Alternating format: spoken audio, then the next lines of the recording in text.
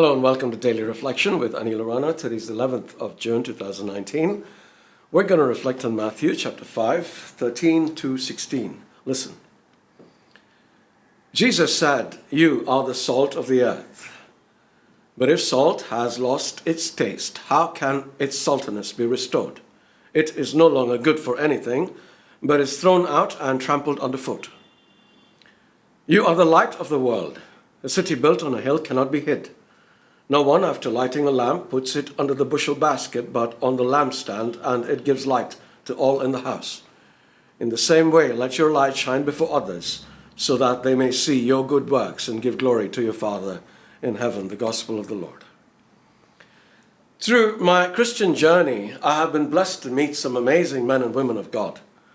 There have been anointed priests and nuns, preachers and teachers, singers and musicians, and even ordinary folk with extraordinary hearts who have crossed my path and taught me so many things. Among them has been a wonderful gentleman by the name of Thomas Paul, who gave up the opportunity of preaching to thousands in India to minister to a few people in Germany because that is what he believed God wanted him to do. He spoke to me once about salt and light, the subject of today's reading, and how they describe two sets of people in Christian ministry: those in visible service and those who work unseen. There are those who work in the public eye, like lights on a street. These would be the preachers and teachers, the worship leaders, and the others who are always in the spotlight. And then there are those who work in the kingdom, largely unnoticed, like salt working in food. These would be the people working behind the scenes, or intercessors. Let us look at each of them, because we are all called to be one or the other, if not both. Mother Teresa was both salt and light.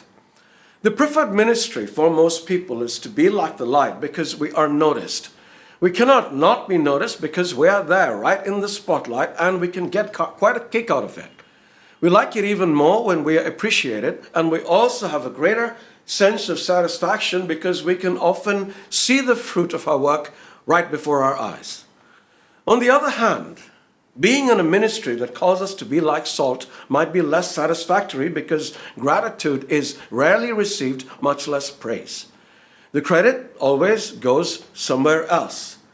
But consider the food that we eat. Without salt, it is bland and tasteless. Yet, if one enjoys a good meal, it is the food they praise and not the presence of salt in it. And this sometimes makes people who work as salt resentful because although nothing can happen without them, they are seldom acknowledged. But they should not be despondent, because Jesus tells us that the reward in heaven is greater for those who go unappreciated here on earth.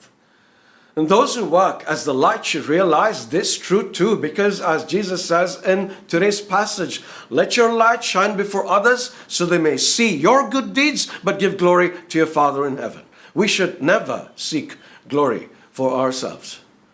So, salt or light, let's make sure we provide good flavor or brilliant light, and let us do it only for the glory of God.